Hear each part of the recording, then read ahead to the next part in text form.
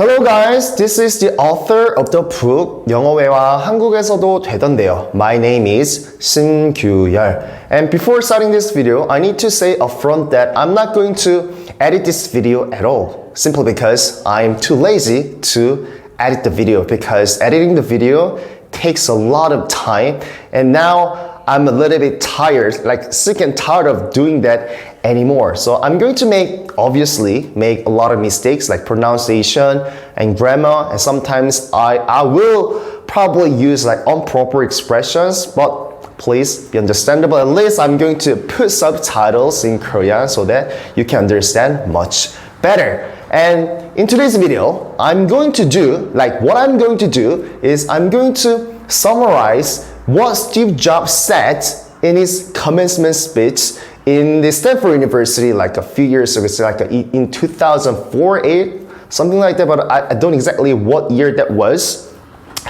And so one more thing. I need to say one more thing before starting this video. The very reason that I decided to film this video is because I need to show learners, every learner out there who wants to improve speaking skills as much as possible, especially who don't have any opportunity to go abroad and learn English there, to show those learners like what it's like to practice speaking on your own. Because the way I see it is, including myself in the past, most of the people, like learners who try to improve speaking skills, they do so-called input study a lot instead of bring out as much output as possible. In other words, we tend to listen to a lot of English through YouTube videos and English lectures like 인강 in Korean, and we read a lot of English books, newspapers and articles in English, which are all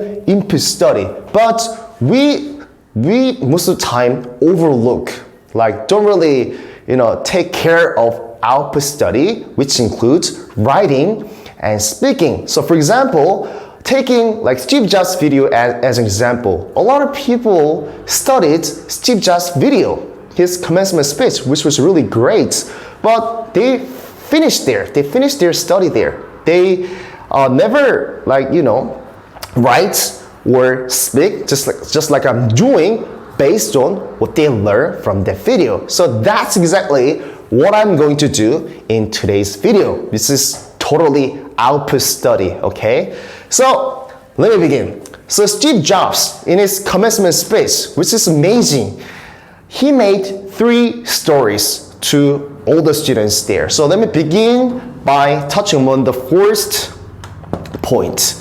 The first point is very famous. I think everybody already knows it.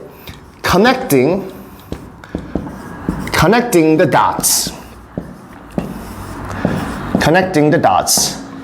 Dot here is analogy. Dot here means basically experience. So what he means by saying connecting the dots is connecting your experiences. But it's a little more delicate than it sounds. And in order to explain what this concept is, he gave students and audiences there on his own example. As all of you guys already know, he dropped out Reed College. I thought he dropped out of Stanford University, but that was not true. So Reed College dropped out after forced 6 months.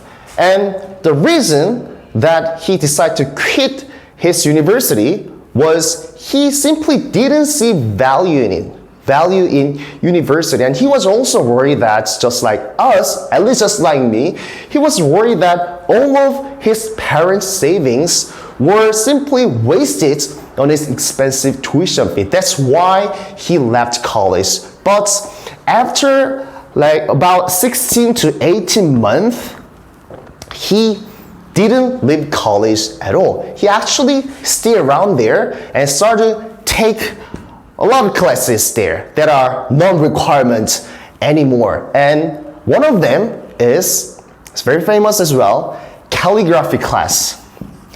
Calligraphy class.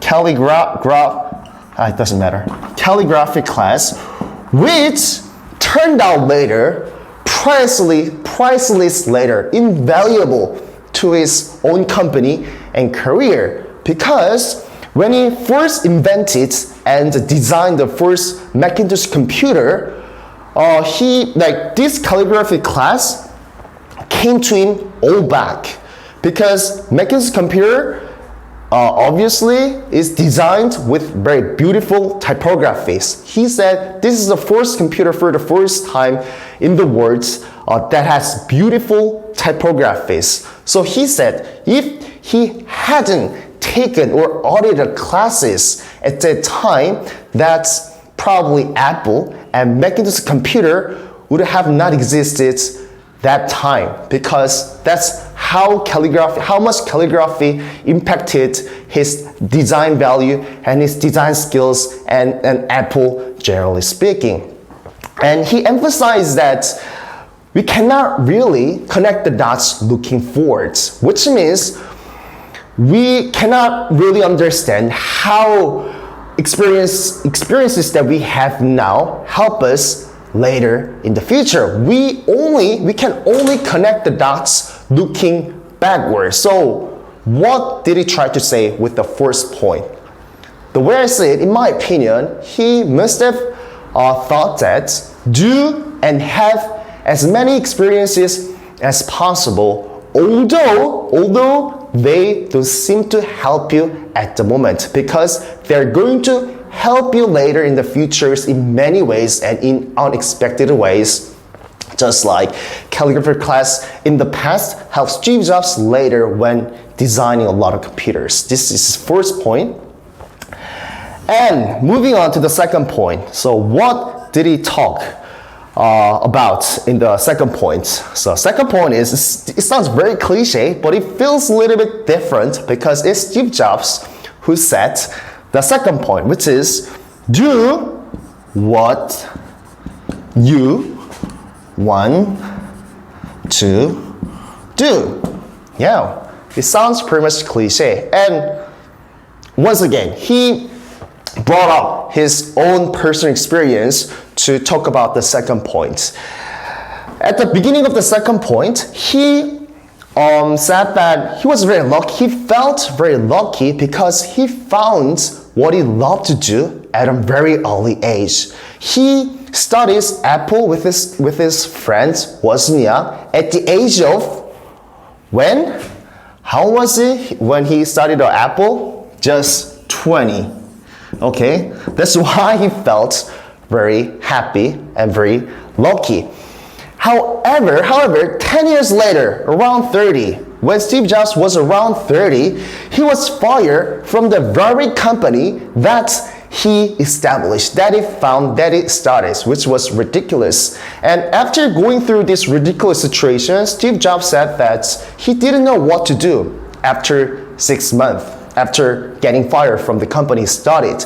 And he even thought of leaving, leaving, what was that place? The reason, Silicon Valley. He even thought of leaving Silicon Valley, but he didn't. Why? He felt that he still loved what he did, which was designing and computer stuff, technology stuff, which I don't know much about. So that's why he started over. For the next 5 years, he studied other two companies, which were Pixar, animation company, Pixar, and Next. Next. And he worked very hard for those two companies. He, did many things with that two companies. And then finally, time came when Apple bought Pixar. And then, thanks to that, Steve Jobs could return to Apple and work with them together once again. And by talking about his experience, he emphasized that the reason why he couldn't give up, or why he didn't give up and follow through and try to do many things and try best, was because he was passionate about his work. He simply loved what he loved to do. So he ended the second point by saying that just never settle. Don't settle. Keep looking for what you want to do. Yeah, again, sounds pretty much cliche, pretty much obvious, but it dawns on me quite different because it's Steve Jobs. Okay, and the last one is about what? Death. Yes, death. He began the third point by bringing up the quote that he loved, which was, it goes like, if you live each day as if it was your last, then you will be right quite certainly. And it made a big impression on him, and after that, from that moment, he started to live his life for the next 30 or something by starting his day by looking in the mirror and asking himself, if today were last day of my life, then would I want to do what I'm about to do? It sounds also cliche, but feels different. And that if the answer were no for too many days in a row, then he would think something must be wrong, something must be changed, and something must be fixed. And he didn't brought up this topic, like heavy topic, serious topic, death, just randomly. He didn't do that because at the time he was diagnosed with a cancer which turned out incurable. And then he also said that this is his first time to feel this like closest in his life. So, and then he kind of emphasized the role of death in our life. It's kind of weird to say role, or the meaning or function of role. So the way death serves for us in our life according to him, death is the best tool to help you make big choices in your life. Because in front of death, on the deathbed, like everything that was not valuable, that wasn't really worth of your attention, left behind, such as money, or fame, reputation, your car, your house, it's like appearance, like those kind of things are left and forgotten in front of death. So yeah, now I'm making mistakes, I'm stuck. So yeah, at the end of the day, what he would like to talk about with this death topic was, you must have heard of it as well many times. He said, there is no reason not to follow your heart, especially considering death is a common. Nobody ever escaped from death in the history. So just think that